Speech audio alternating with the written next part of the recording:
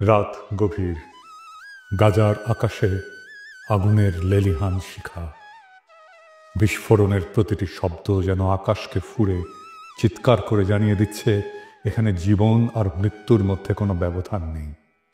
ধ্বংসস্তূপের নিচে চাপা পড়া মানুষের আর্তনাদ বাতাসে মিশে গেছে। এক মায়ের কণ্ঠ ভেসে আসছে, আমার বাচ্চাকে বাঁচান। কেউ কি শুনতে পাচ্ছেন? কিন্তু এখানে কেউ কারো কান্না শোনে না। এখানে কান্নার চেয়ে বড় শব্দ হলো ক্ষেপণাস্ত্রের গর্জন।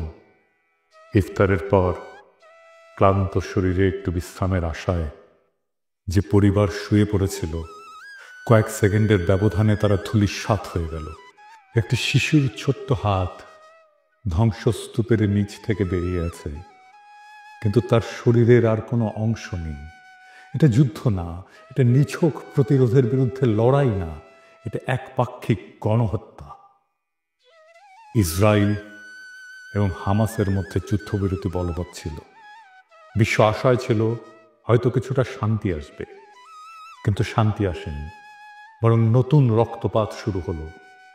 18 মার্চ রাতে কসাই নেতানিয়াহুর বাহিনী যুদ্ধবিরতি ভেঙে বেসামরিক মানুষের উপরে ভয়াবহ হামলা চালালো।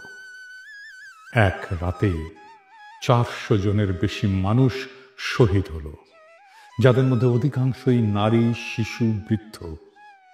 যুদ্ধবিরতি নয়, বরং সেখানে আবারও নির্বিচারে বিমান হামলা চালানো হলো। এক ফিলিস্তিনি সাংবাদিক বললেন, আমি ধ্বংসস্তূপের নিচে লাশের সারি দেখেছি।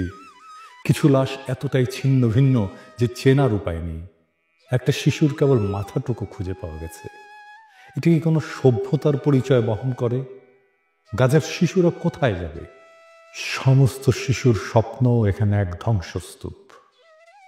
একটা শিশু নাম আমাল, তার পুরো পরিবার গতরাতে একসাথে ইফতার করেছিল। সে খুব খুশি ছিল, কারণ তার বাবা বলেছিল, যুদ্ধ শেষ হলে তোমার পছন্দের খেলনাটা এনে দেব। সেই রাতেই এক বোমা এসে তাদের ঘরটাকে মাটির সাথে মিশিয়ে দিল। আমাল বেঁচে আছে, কিন্তু তার বাবা মা নেই।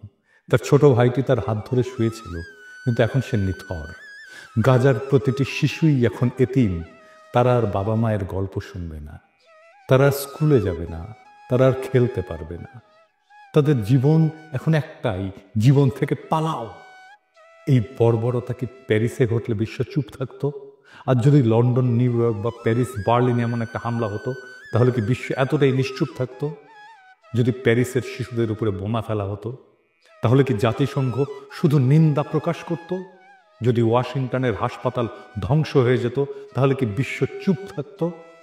যদি লন্ডন শহরে একটা স্কুলে 300 শিশু নিহত হতো, তাহলে কি বিশ্ব উদ্বেগ প্রকাশ করেই থেমে যেত? না, তখনই বিশ্ব মানবতা জেগে উঠত, তখনই জাতিসংঘ চিৎকার শুরু করত। কিন্তু যেহেতু এই হত্যাযজ্ঞ গাজায় হচ্ছে, তাই বিশ্বের বিবেক ঘুমিয়ে আছে। কিন্তু এই নীরবতা কি চিরকাল থাকবে? একজন বাবা তার মৃত সন্তানের নিথর দেহের পাশে বসে আছে। শিশুটির হাতে আঁকা ছিল একটা ছবি, একটা সূর্য, একটা ঘর আর একটা ছোট্ট পরিবার। কিন্তু সেই ঘর এখন ধ্বংস হয়ে গেছে। সেই বাবা এখন নিঃস্ব। তার চোখ দিয়ে অশ্রু ঝরছে না, কারণ গাজার মানুষ এত কেঁদেছে যে তাদের চোখের পানিও শুকিয়ে গেছে। তিনি শুধু একটাই প্রশ্ন করেছেন, কবে থামবে এই গণহত্যা? ইসরায়েল কি চায়? ইসরায়েল জানে তারা যত বেশি ফিলিস্তিনিদের হত্যা করবে, তত সহজ হবে তাদের দখলদারি। প্রথমে তারা ফিলিস্তিনিদের জমি কেড়ে নিল, তারপর তাদের ঘরবাড়ি ধ্বংস করলো, তারপর তাদের খাদ্য পানি বন্ধ করলো। এখন তারা একে একে হত্যা করছে, যাতে কেউ বেঁচে না থাকে। এটা ধ্বংসের একটা পরিকল্পিত নীতি। এটাকেই বলে এথনিক ক্লিনজিং। ফিলিস্তিন মুক্ত না হলে মানবতা মুক্ত নয়। গাজা পুড়ছে, কিন্তু শুধু গাজা নয়, এই আগুন একদিন পুরো বিশ্বকে গ্রাস করবে। আজ যদি ফিলিস্তিন মুক্ত না হয়, তাহলে মানবতা কোনোদিন মুক্ত হবে না। আর যদি গাজার শিশুরা বাঁচতে না পারে, তাহলে পৃথিবীর কোনো শিশুই নিরাপদ নয়। আজ যদি আমরা চুপ থাকি, তাহলে একদিন আমাদের ঘরেও আগুন লাগবে, তখন কেউ আমাদের জন্য কথা বলবে না। এখন প্রশ্ন হলো, এই হত্যাযজ্ঞ কবে থামবে? পৃথিবী কি নীরব দর্শকের ভূমিকা পালন করবে?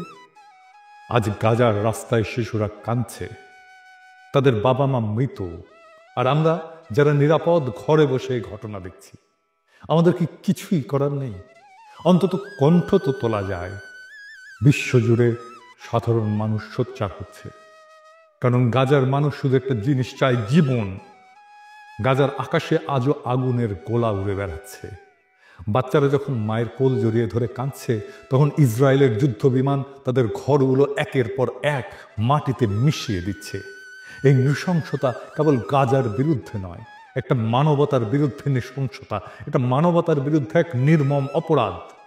তাই আজ যারা আমার এই এপিসোডটি দেখছেন, তাদের সকলেরই মনে রাখা উচিত, গাজার মানুষ আজ আমাদের সাহায্যের জন্য চেয়ে আছে। আমরা কি চুপ থাকবো, নাকি তাদের পাশে দাঁড়াবো? পৃথিবীর বিবেক কি জাগবে, নাকি আরো হাজারো শিশু ধ্বংসস্তূপের নিচে চাপা পড়বে নিঃশব্দে? মাহমুদ নামের এক ছোট্ট ছেলেকে উদ্ধারকারী দল ধ্বংসস্তূপ থেকে বের করেছিল। তার নিথর দেহের পাশে ছিল একটা স্কুল ব্যাগ। ব্যাগের ভেতরে লেখা একটা ছোট্ট চিঠি, আম্মু, যুদ্ধ কখন শেষ হবে? আমি কি বড় হতে পারবো? আমি ডাক্তার হতে চাই। এই চিঠির উত্তর কে দেবে? ইসরায়েল, আমেরিকা, জাতিসংঘ, নাকি সেই বিশ্ব যারা শুধু চোখ বন্ধ করে রাখে? মাহমুদ আর বড় হবে না। গাজার ফাতেমা আর কখনো লাল জামা পরবে না। এই ধ্বংসস্তূপের নিচে চাপা পড়েছে শুধু গাজার মানুষ নয়, চাপা পড়েছে বিশ্ব মানবতা। যদি আজ ফিলিস্তিন মুক্ত না হয়, তবে পৃথিবীর কোনো মানুষই মুক্ত নয়। যদি এক জাতিকে নিশ্চিহ্ন করা যায়, যদি শিশুদের নির্বিচারে হত্যা করা যায়, যদি কারো ভূখণ্ড দখল করে পুরো একটা জনগোষ্ঠীকে শরণার্থী বানিয়ে ফেলা যায়, আর বিশ্ব কিছুই না বলে, তবে সেই বিশ্বে একদিন কেউ নিরাপদ থাকবে না। ফিলিস্তিনের লড়াই শুধু ফিলিস্তিনিদের নয়, এটা পুরো মানবতার লড়াই। কিন্তু একদিন সেই ধ্বংসস্তূপের নিচ থেকে যেদিন নতুন ফিলিস্তিন জন্ম নেবে, যেদিন প্রতিটি শহীদ শিশুর নাম স্মরণ করা হবে, যেদিন মানবতা আবার মাথা তুলে দাঁড়াবে, সেদিন আমরা গলা উঁচিয়ে বলবো, ফিলিস্তিন মুক্ত হয়েছে। আর সেদিনই মানবতা মুক্ত হবে। ফিলিস্তিনের স্বাধীনতা ছাড়া আমাদের স্বাধীনতা অর্থহীন। একদিন ঠিক ফিলিস্তিন মুক্ত হবে। একদিন সূর্যের স্বপ্নের শান্তির ভোর আসবে। একদিন পৃথিবীর মাটি, আকাশ, বাতাস মধুময় হবে। সেই দিনের অনাগত প্রজন্ম আমাদের অক্ষমতাকে, আমাদের কাপুরুষতাকে, আমাদের স্বার্থপরতাকে ক্ষমা করো। হে মহান সৃষ্টিকর্তা, তুমি আমাদের ক্ষমা করো। তুমি বৃথাই আমাদের শক্তি দিয়েছিলে। এই দীনতা, এই কাপুরুষতা, এই অক্ষমতার দায় আমরা নিলাম। Free, free, free Palestine. No more murder, no more lies. ইনকিলাব জিন্দাবাদ।